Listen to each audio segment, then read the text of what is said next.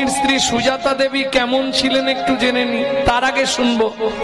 ওমা, ভালো করে বুঝুন একটা তত্ত্ব, পুরুষ নারীকে বিয়ে করে না নারী পুরুষকে বিয়ে করে, কোনটা ঠিক?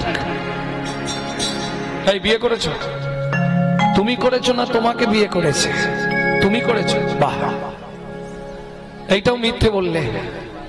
তুমি বিয়ে করতে গেছিলে, নিয়ে পালিয়ে শুনি তো, বেশ, সেটা আলাদা কথা। তুমি বিয়ে করতে গেলে নির্বাক সৈন্য হয়ে দাঁড়িয়েছিলে, মেয়েটা এসে তোমাকে 7 বার ঘুরেছে। তুমি ঘুরতে যাওনি, সে তোমাকে 7 বার ঘুরেছে। কেন? না না, তুমি তো গেছো, তোমার মতো অনেকেই গেছে, কিন্তু তোমার সঙ্গে কথাবার্তা হয়েছে বলে তোমাকে ঘুরেছে। 5 বার ঘুরলে হতো নি? 3 বার ঘুরলে হতো নি? 7 বারই ঘুরতে হলো কেন? আরে রোগা পেটকা হলে তবু ঠিক আছে, ভারী হলে যারা ঘুরায় না তারা বুঝতে পারে। হ্যাঁ, 7 বারই ঘুরতে হবে। এটা কোন তত্ত্বে আছে ভালো করে বুঝে নাও। নারীর চরিত্র অতিশে কঠিন, কে বুঝিবে বলো তাই, বুঝিতে অবধি নারী লেগ বিধি, 7 দিনে গড়িল যায়। একটা পুরুষ গড়তে বিধাতার সময় লাগে 1 দিন 1 রাত।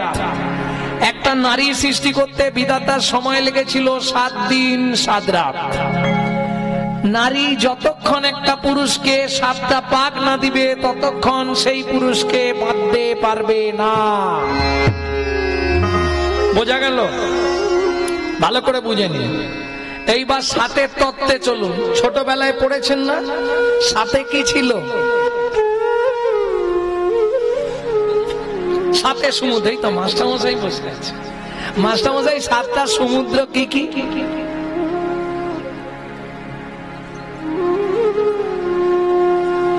মনে পড়ছে না? নেটে সার্চ করে বলবে নাকি? 7টা সমুদ্র। তখন দোষটা তো আমাদের নয়, তখন মাস্টারের কাছে যেতাম, 7-এ সমুদ্র বলেই ছেড়ে দিত। কি গো, এক্সট্রা করে আর বোঝাতো না 7টা সমুদ্র এটা। যেমন 5-এ পঞ্চবান, এখনো অনেকেই জানেন 5টা বান কি কি, তাই না? অনেকেই জানেন। তখন তো বই নিয়ে গেলে 4টে পড়া সকালবেলা হলে, কর কর খল খল ঘটা জলা। হাসলে হবে না, বীর সিংহের সিংহ শিশু ঈশ্বরচন্দ্রের লেখা। কি মাস্টার? আচ্ছা, আপনি জিজ্ঞেস করেছেন বলুন কোনদিনও মাস্টারমশাই কর কর মানে কি জিজ্ঞেস করেছেন? করেননি। বইটা নিয়ে যেতেন, মাস্টার 4টে পড়া পড়াতো, একটা লজেন হাতে দিয়ে দিত, ঘর চলে যায়। এই নিয়ে 3-4 মাস ধরে চলেছে, কর কর খলা খলা ঘটা জলা। আর তখন আমার কথা বাদ দিন, কোনটা সামলাবো, প্যান সামলাবো না বই সামলাবো খুঁজে পাই, তাই না? হরি বল হরি বল। একবারও জিজ্ঞেস করা হয়নি মাস্টারমশাই গো তুমিও বলছো করো করো, আমিও বলছি করো করো, বইয়েও লেখা করো করো করো করো, কিন্তু কিবা করবো গো, কিবা করবো গো, বলি করো করো করো করো, কিবা করবো গো, শুধু করো করো করো করো, কিবা করবো গো। কি করতে বললেন বীর সিংহের সিংহ শিশু ঈশ্বরচন্দ্র বিদ্যাসাগর? হে জীব, যদি জীবনে মানুষ হতে চাও সৎ কর্ম কর। পরের কথাটা কি ছিল? খল। যদি সৎকর্ম না করো খল হবে, খল মানে হিংসুটে। ঘট। যদি সৎকর্ম করো তোমার হৃদয় রূপ ঘট সুন্দর নিরমান হবে। জল। যদি হৃদয় রূপ ঘট সুন্দর হয় ভক্তি জলের সঞ্চার হবে, ভক্তি জলের সঞ্চার হবে। হৃদয় রূপ ঘট ভালো হলে ভক্তি জলের সঞ্চার হবে। হৃদয় রূপ ঘট ভালো হলে গুরু চরণ আশ্রয় করে নিতাই, চরণ সঞ্চার হবে, ভক্তি জলের সঞ্চার হবে। ভক্তমন্ডলী, ভক্তিমতী মায়েরা, তাহলে একটু বুঝে নি কে করা করাটা বোঝা গেছে তো। এইবার চলুন, 7-এ কি ছিল? সমুদ্র। সাতটা সমুদ্র কি কি মনে রাখবেন? লবণ, ইক্ষু, সুরা, সুরপি, দধি, দুগ্ধ, জলইস্তথা। বোঝা গেল? এই সাতটা সমুদ্র 7 দিন ধরে বিধাতা নারী যখন সৃষ্টি করলো, সাতটা সমুদ্রে গিয়ে 7 কলসি জল এনে সেই 7 কলসি জল একটা নারীর ভেতর দেওয়া হলো। বোঝা গেল? যার ফলে নারীকে আপনি সব জায়গায় হারাতে পারলেও জলের জায়গাটায় হারাতে পারবেন না। এরা সব কিছুতে জল ঢেলে জিতবে।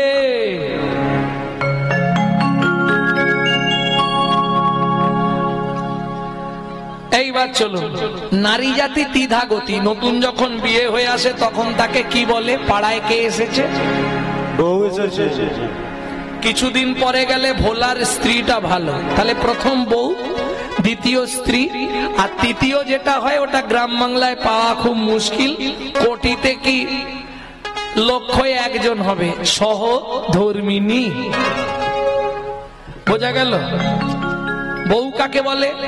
ওটা অ্যাটেম বোমের মতো, কোন মুহূর্তে বাস্ট করবে কোনো ঠিক নেই। তোমার সঙ্গে ভালো সংসার করছিল, হঠাৎ বেগ ধরবে, তুমি কলকাতায় ফ্ল্যাট কেন, আমি রান্না করে করে কালো হয়ে যাচ্ছি,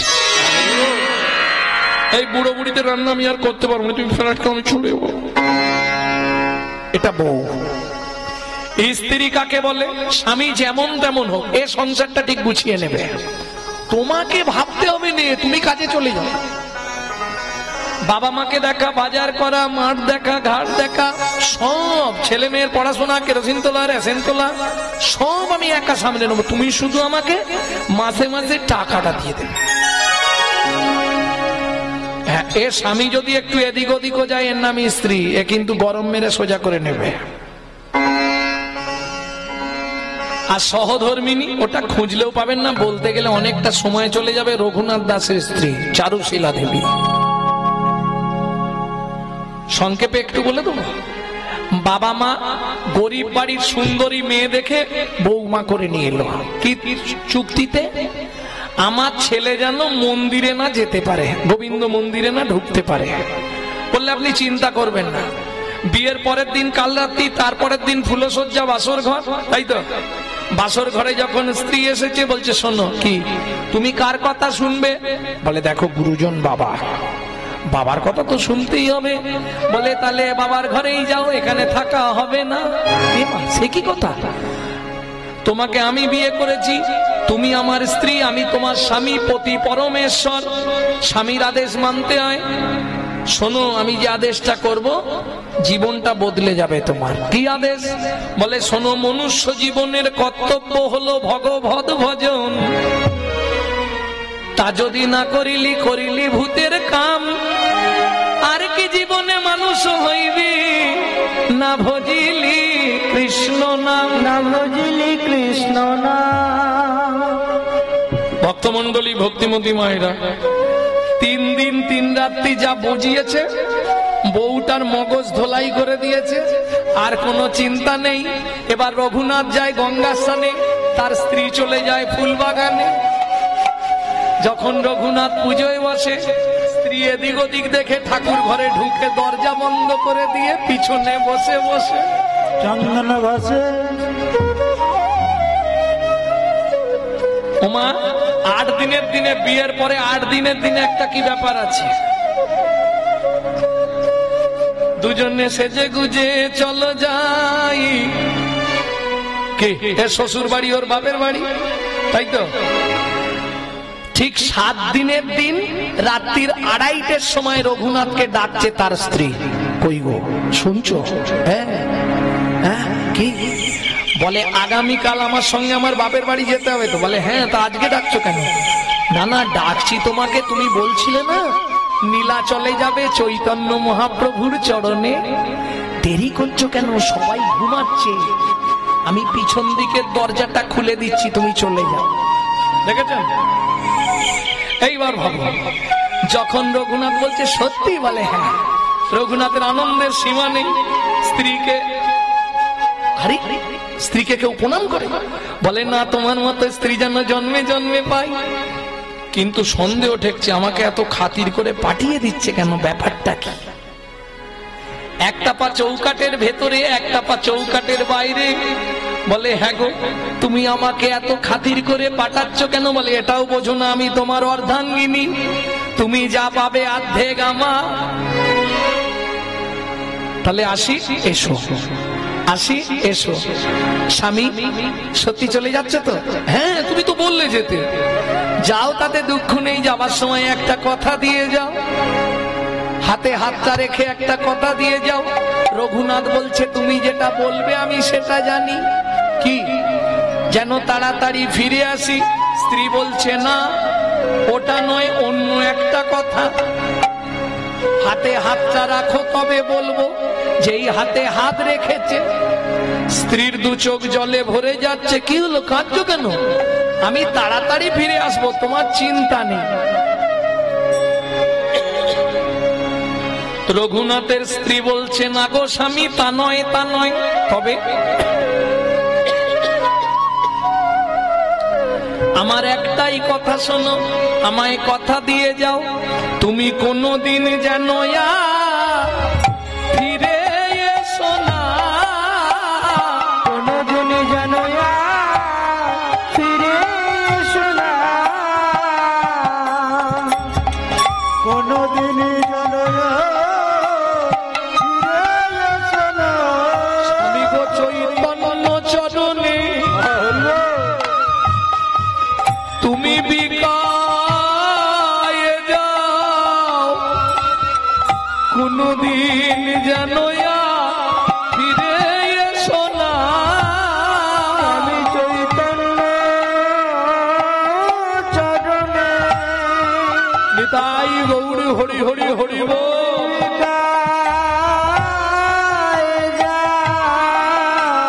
কোনোদিন যেন ফিরে এসো না। তুমি চৈতন্য চরণে বিকায়ে যাও, পেলে চরণ আর ছেড়ো না। চৈতন্য চরণে বিকায় যাও, পেলে চরণ আর বিকায় না। চৈতন্য চরণে বিকায়ে যাও, তুমি পেলে চরণ আর ছেড়ো না। চৈতন্য চরণে বিকায় কত সাধু মুনি শ্রী চরণ পায় না। হরি হরি হরি বিকায় যাও, সাধু মুনি ঋষি চরণ পায় না। চৈতন্য চরণে বিকায় যাও, পেলে চরণ আর ছেড়ো না।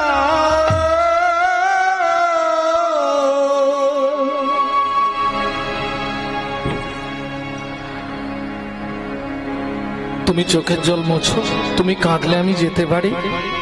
স্বামী তুমি নিশ্চিন্তে যাও, তবে আমার একটা কথা তুমি রেখো স্বামী।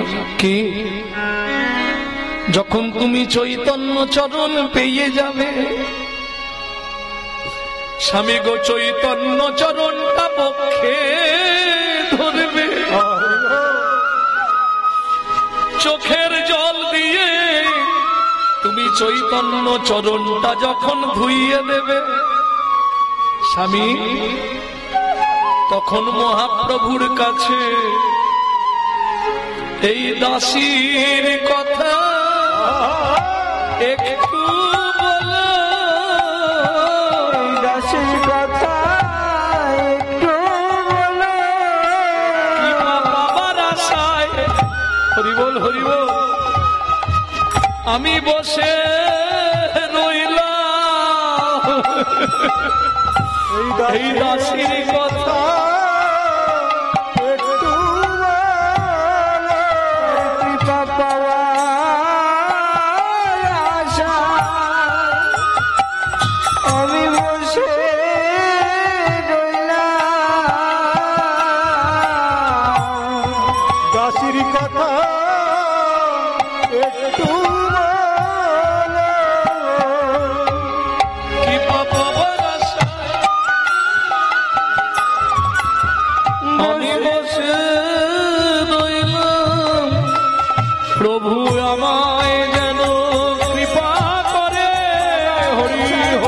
রইলাম মায়ের জানকী বাবার আশায় বসে রইলাম দাসীর কথা একটু বলো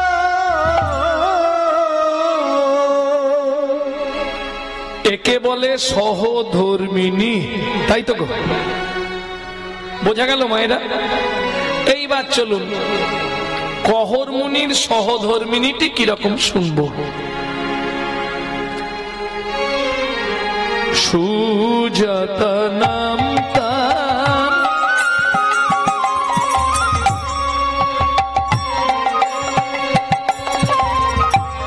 অতি গুণবতী,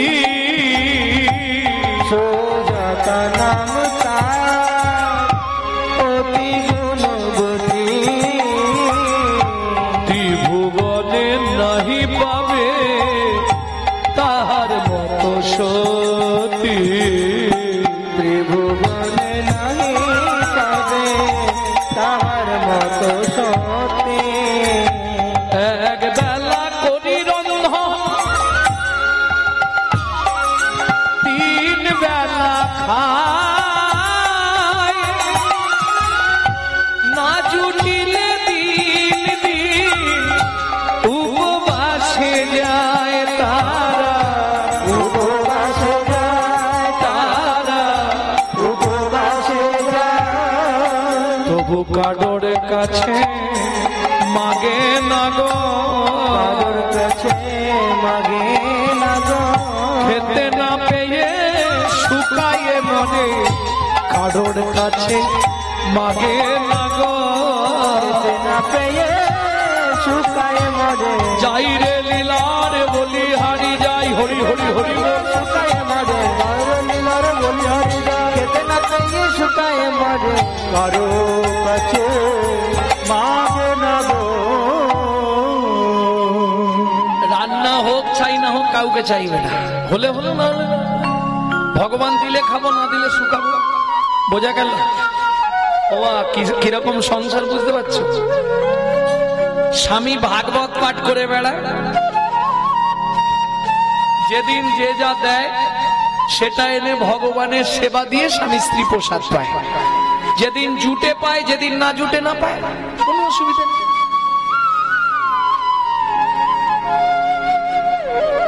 এটাই ভগবানের পরীক্ষা। আপনি কালী ভক্ত হবেন, দুর্গা ভক্ত হবেন, শিব ভক্ত হবেন, কোনো পরীক্ষায় পড়তে হবে না। কিন্তু আপনি কৃষ্ণ ভক্ত যদি হতে চান, পরীক্ষা দিতে দিতেই আপনি শেষ, সহ্য করতে পারবেন কিনা সন্দেহ। আবার দেখবেন পাড়ার লোকেরা উদ পেতে বসে থাকে, যদি আপনার কোনো সংসারে অশান্তি হয়ে যায়, কোনো ঝামেলা হয়ে যায়, কেউ অসুস্থ হয়ে যায়, দেখবেন গোটা পাড়ায় সমালোচনা হবে, দেখেছিস ওরা বেশি হরি হরি করে। এবার অবস্থাটা দেখ ওদের কি হচ্ছে, খালি বলছি না। কারণ আজকে ধরুন কেউ সুখে নেই বাবা, কেউ সুখে আছে? অল ওয়ার্ল্ডে, শুধু তো এখানে কটা ভক্ত, অল ওয়ার্ল্ডে খুঁজলে একটা ব্যক্তি বলতে পারবে না আমি চির সুখী। চণ্ডীদাসে কয়, শুনো বিনোদিনী, সুখ দুঃখ দুটি ভাই, সুখের লাগি যে করে প্রীতি, দুঃখ যায় তার ঠাঁই। কেউ সুখে নেই। প্রাসঙ্গিক কমে একটা গাই নাকি একটা ওমা, তাহলে কেউ সুখে নেই। কেন সুখে নেই? দুটো একটা কথা বলছি, যেন কেউ গায়ে মাখবেন না। প্রথম বলি, মানুষ তুমি চিটিংবাজ। দ্বিতীয় বলি, মানুষ তুমি মিথ্যাবাদী। কেন? ভগবানকে যা বলে এসেছিলে একটাও পালন করনি। এই প্রসঙ্গে বিশ্বকবির একটি গান শোনাবো আপনাদের। তুই ফেলে এসেছিস কারে মন, মন রে আমার এসেছি করে মন, মন রে আমার, তাই জনম গেল শান্তি পেলি না রে মন, মন রে আমার ঝেলে এসেছি কারে মনে রে ওমা একটু মনে করে দি, সেদিন দুজনেই কাঁদছিলাম। কে কে দুজন কাঁদছিলাম? আমি কাঁদছিলাম, আমার মা কাঁদছিল। আমি কাঁদছিলাম কেন? ওপর দিকে পা, নিচের দিকে মাথা, 32টা নারীর বন্ধন। বাইরে আসবার জন্য ছটফট করছিলাম। ভগবানকে বলছিলাম, ভগবান ভগবান তুমি আমাকে পৃথিবীতে নিয়ে চলো, আমি তোমাকে ছাড়া কাউকে চিনব না। এই যে মায়েরা, চোখটা বন্ধ করে সেই সময়টা ভাবো, সেই সময়টা। ঠাকুর এই যন্ত্রণার সহ্য করতে পারছি না, দয়াময় আমাকে একটু মুক্তি দাও ঠাকুর, একটু দয়া করো ঠাকুর, একটু কৃপা করো। কিরে মানুষ, আজ সব ভুলে গেলি?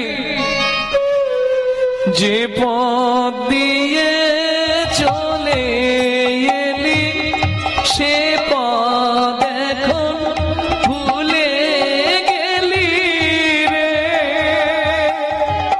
যে পথ দিয়ে চলে এলি সে পথ এখন ভুলে গেলি রে।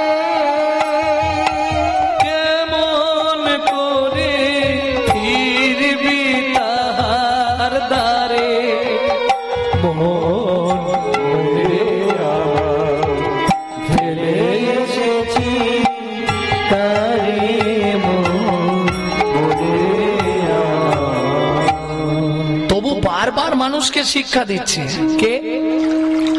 নদীর জল। কি শিক্ষা দেয় মায়ের একটু বুঝে নেবেন। যখন স্বামী স্ত্রী খুব অশান্তি হবে, কাছাকাছি নদী আছে, নদীর ধারে চলে যাবেন, কাউকে কিছু বলার দরকার নেই। নদীর জলের দিকে 5 মিনিট এক দৃষ্টি দিয়ে দাঁড়াবেন, আপনার ভেতরটা ঠান্ডা হয়ে যাবে। কেন? নদী মানুষকে শিক্ষা দেয়। ছোট করো, কি শিক্ষা দেয়? মানুষ তুমি আমাকে দেখো, কি আমি নিত্য যেখান থেকে আসি আবার সেখানে ফিরে যাই। মানুষ তুমি যেখান থেকে এসেছো তোমাকেও কিন্তু সেখানেই ফিরতে হবে। সময় এগিয়ে আসছে, চিন্তায় থেকো।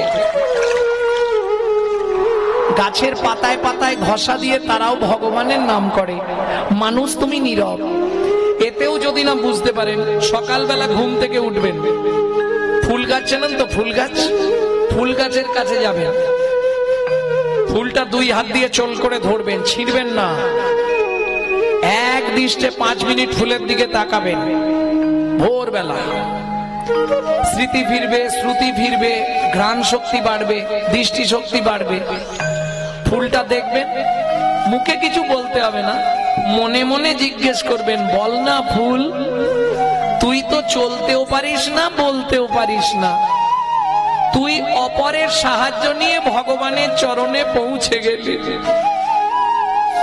আমি মানুষ, আমার জ্ঞান বুদ্ধি বিবেক বৈরাগ্য চলা বলা সব থেকেও আমি গোবিন্দের চরণে পৌঁছাতে পারলাম না। বল না ফুল, তুই কোন জন্মে কি সাধনা করেছিলি ভগবানের চরণ পেলি? তাই হরিব বেশি না, প্রত্যেকদিন 5 মিনিট করে জিজ্ঞেস করুন, 3 মাসের মধ্যে ফুল আপনাকে উত্তর দেবে। আমি বলছি না, বিশ্বকবি বলছে। নদীর জলে থাকি রে কাঁপতে, কাঁপে রে প্রাণ পাতার মরে মরে। নদীর জলে থাকি রে কান পেতে, কাঁপে রে প্রাণ পাতার মর মরেতে। মনে হয় রে পাবো খুঁজে ফুলের ভাষা, যদি বুঝি রে সে পথ গেছে সন্ধ্যা তারার পারে। মনে রে আমার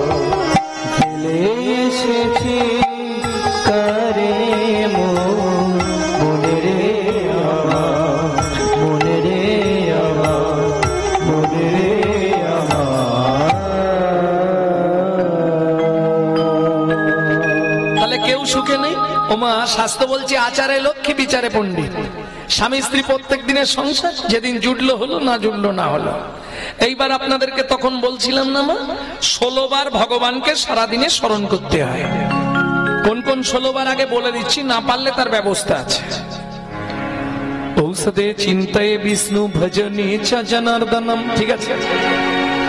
শয়নে পদ্মনাভং চ বিবাহে চ প্রজাপতিম, বিবাহে চ প্রজাপতিম, যুদ্ধে চক্রধরং দেবং প্রবাসে ত্রিবিক্রমং, বিবিকমম, নারায়ণ তনু ত্যাগে সিধরোপিयो संगमे, ধরপ্রিয় সঙ্গমে, यद सबने सरगोविंदम संकटे मधुसूदनम, মধুসূদনম, जल मध्ये वराहंच पर्वते रघुनंदनम, ভগতে রঘুনন্দনম, गमने वमनम चैवो सर्वकार्येषु माधव, মাধব, एतानि षडसामानि पातुरुत्थये यत् पठेत् सर्व पाप विनिमुक्त विष्णुलोकं स गच्छति। বিষ্ণুলোকং স গচ্ছতি।